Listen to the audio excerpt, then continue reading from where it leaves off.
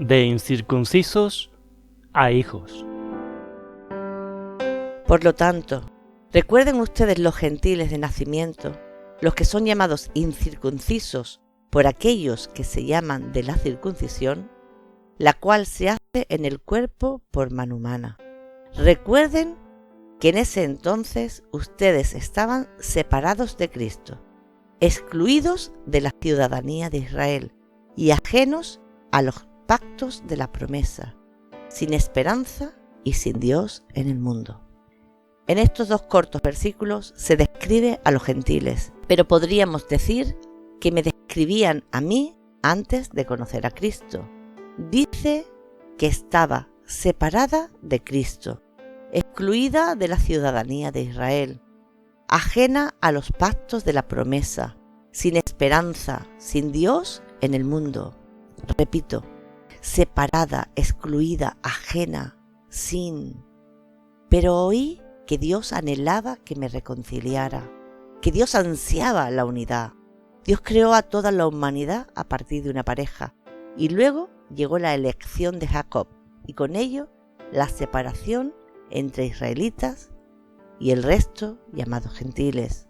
Pablo habla directamente a los gentiles y les dice una gran verdad. Antes estaban excluidos. Tristemente, por siglos hemos sido excluidos, cuando desde el principio Dios quiso que la bendición llegara a todo el mundo. ¿Recuerdas la bendición a Abraham?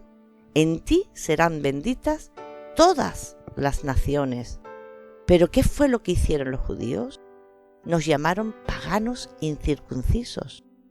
Ellos se enorgullecían de un acto que, como dice Pablo, solo afectaba su cuerpo y no su corazón, porque un pequeño corte en la carne no logró transformar sus corazones. Barclay escribió: el judío abrigaba un enorme desprecio por el gentil. Los gentiles, decían, habían sido creados por Dios para ser combustibles para el fuego del infierno. Dios solo amaba a Israel entre todas las naciones que había hecho. Ni siquiera estaba permitido ayudar a dar a luz a una madre gentil, pues sería simplemente traer al mundo un gentil más.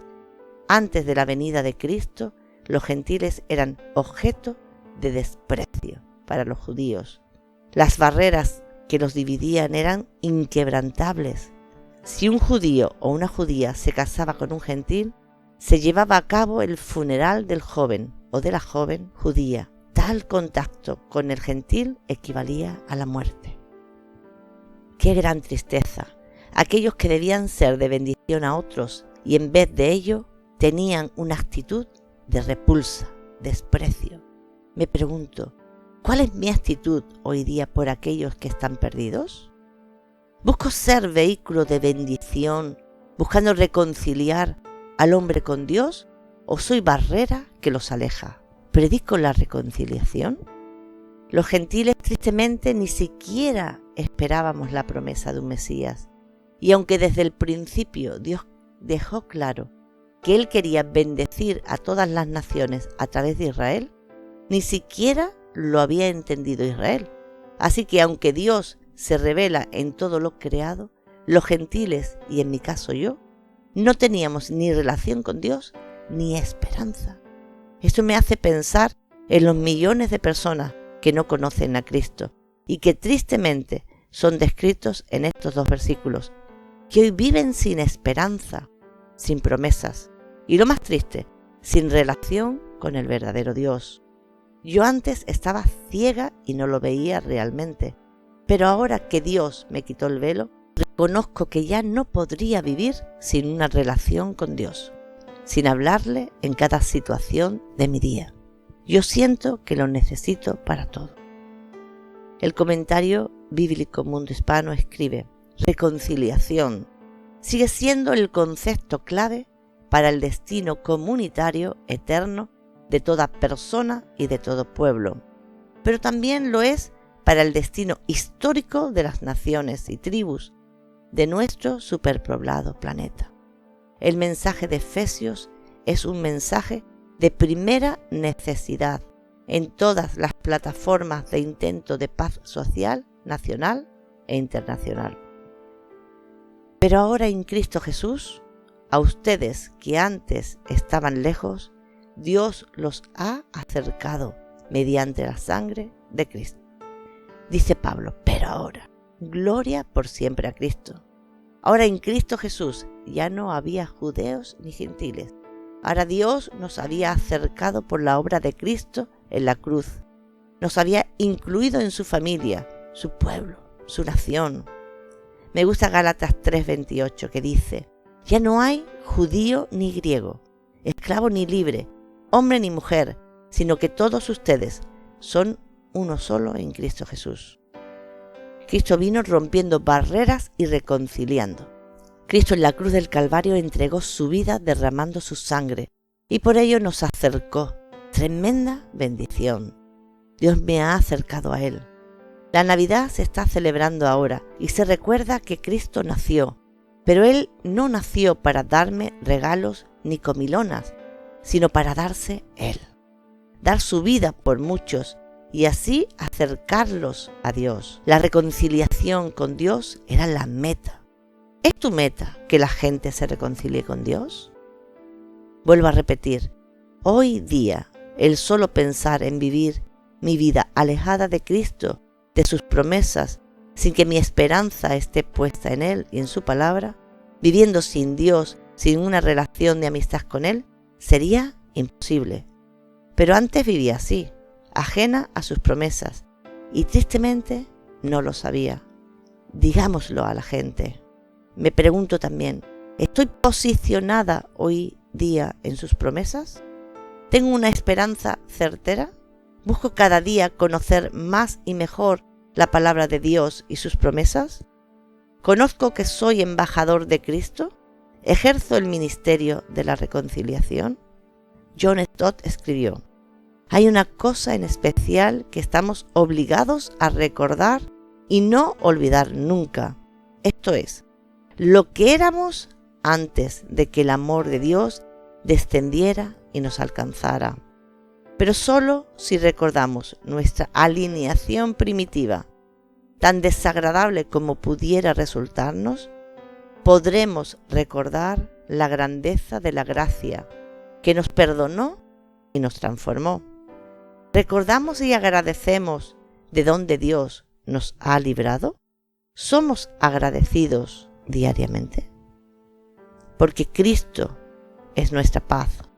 De los dos pueblos ha hecho uno solo, derribando mediante su sacrificio el muro de enemistad que nos separaba. Pues anuló la ley con sus mandamientos y requisitos. Esto lo hizo para crear en sí mismo, de los dos pueblos, una nueva humanidad al hacer la paz. Pues por medio de él tenemos acceso al Padre por un mismo espíritu. ¡Qué grandes privilegios tenemos en Cristo! He meditado estos días en algunas de ellas y lo compartí con ustedes en unos vídeos.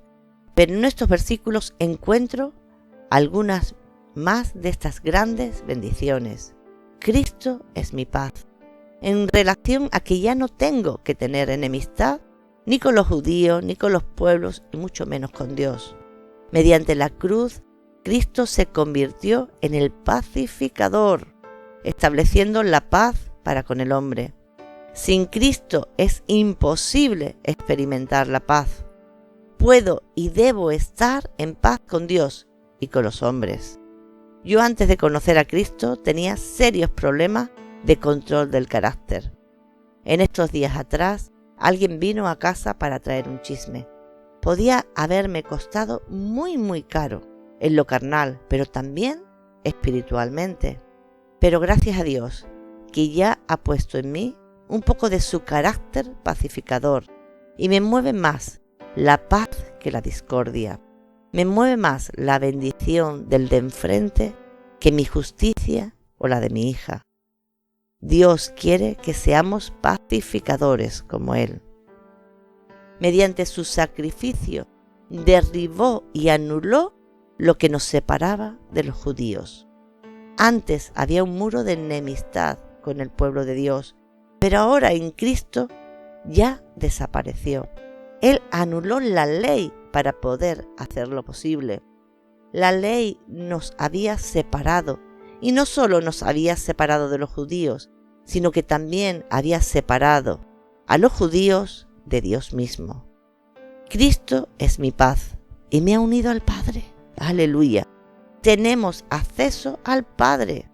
Antes me encontraba sin Dios en este mundo y ahora, junto a millones de distintas lenguas y naciones, puedo entrar a la misma presencia del Padre. Gloria a Dios. ¡Aleluya! Por lo tanto, ustedes ya no son extraños ni extranjeros, sino conciudadanos de los santos y miembros de la familia de Dios, edificados sobre el fundamento de los apóstoles y los profetas, siendo Cristo Jesús mismo la piedra angular. En Él todo el edificio, bien armado, se va levantando para llegar a ser un templo santo en el Señor. En Él también ustedes son edificados juntamente para ser morada de Dios por su Espíritu. Y por lo dicho anteriormente, yo hoy día no soy ni extraña ni extranjera. ¿Qué sí soy? Conciudadana de los santos. Gloria a Dios. ¿Sabes una cosa? No importa de qué país, ciudad me escuches. Si Cristo es tu Salvador, formas parte de los santos y compartimos una ciudadanía, la cual está en los cielos, de donde vendrá nuevamente Cristo, nuestro Salvador. Somos el pueblo de Dios. ¡Aleluya! Miembro de la familia de Dios. Somos la familia de Dios, donde Él es el Padre amado. Jesús, mi hermano mayor, y cada uno de los cristianos, hermanos en la fe y miembros de la familia. Hay una gran bendición en tener tantos hermanos, en poder orar con ellos y por ellos, conocer sus testimonios, cómo Dios ha transformado nuestras vidas, nos sirven de apoyo. Os quiero contar un breve testimonio. El año pasado mi madre entró en coma sin que nadie supiera la razón. Rápidamente pedí intercesión a través del WhatsApp. Por 5 días ella estuvo en coma y hermanos en muchos países del mundo oraron e incluso ayunaron. A los 5 días, en la madrugada en la habitación del hospital, comenzó a hablar. De la misma manera que entró en coma, salió. Nadie sabe el porqué. Yo creo que la intercesión de los hermanos obró a favor. Ese es solo un pequeño testimonio de grandes cosas que he visto hacer a Dios por la intercesión de los hermanos. Otro día os contaré cómo vi resucitar a un muerto. Y por último, somos el edificio de Dios. Un edificio en el cual podemos ver cómo se edifica sobre un fundamento. Cada miembro es una piedra que va sobreedificando el edificio. ¿Cuál es el fundamento? La enseñanza de los apóstoles y profetas acerca de Jesús. En 1 Corintios 3:11 dice: porque nadie puede poner un fundamento diferente del que ya está puesto, que es Jesucristo. Con una piedra angular muy importante. Además de este edificio, tiene una piedra angular, la cual es Cristo mismo. Los albañiles conocen bien la importancia de la piedra angular.